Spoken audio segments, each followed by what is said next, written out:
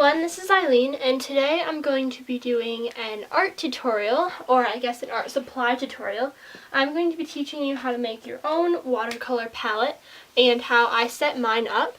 Before I show you that, I want to explain the supplies here, which are not the supplies I'm using for this video. These are the watercolor supplies I usually use, and I just wanted to mention that so you can see the difference in the palettes I have and this new one I'm making. So this is the palette that you will usually see me use in my videos, and this is just one, I think it was like $6, like the whole thing, from Michaels, and they sell a very similar one at Joann's. It's by Simply Art or Reeves or something, I'm not sure. And this is a very good watercolor palette. I really like these paints. These are some of the best paints that I have.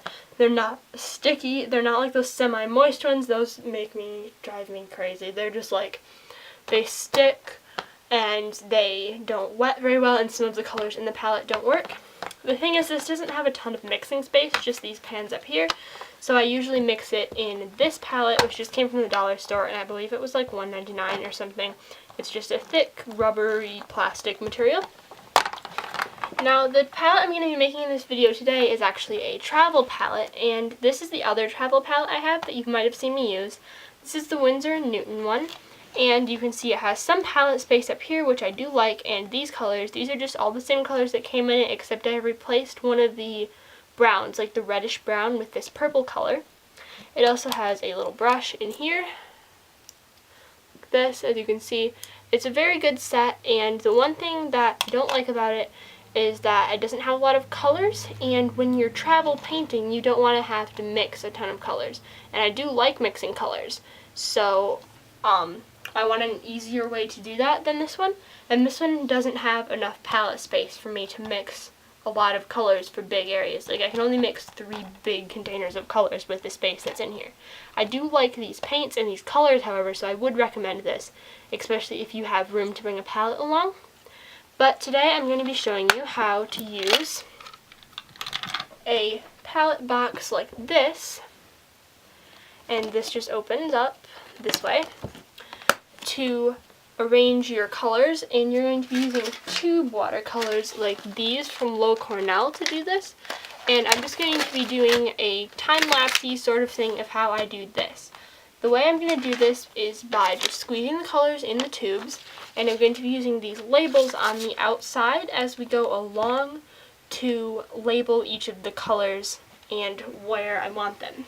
One thing I will say is that I don't want every single one of these colors, so I'm going to be using the list on the back of the box and the list on, or the colors on the side of the tube to add certain colors, because I don't have enough wells to add all the colors while still having mixing room. So this is going to be a time lapse of me doing this palette.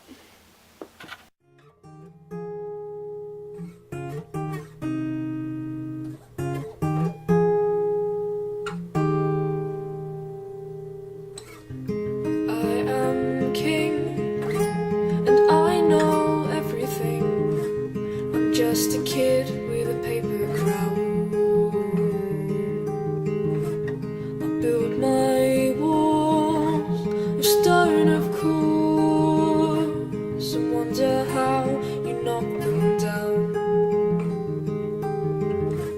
It moves like the wind, don't know who we're fighting. This house is haunted by a ghost.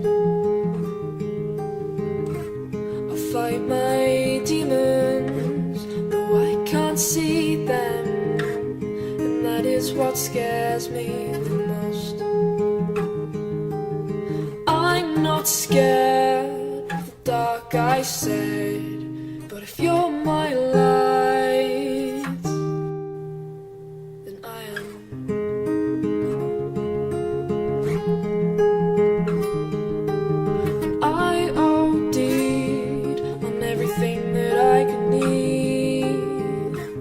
Something broken, I fell apart.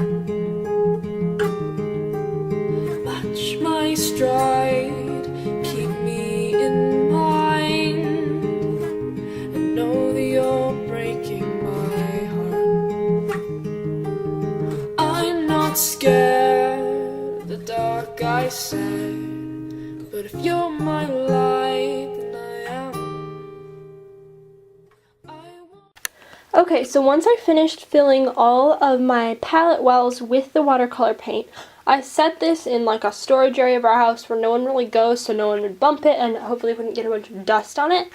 And as you can see on the edges, I'm not sure if it's going to be focused, probably not, but there's, I wrote all the names of the colors. I didn't show that on camera because I thought it would be kind of boring since you can't really tell what I'm doing from the camera being like that.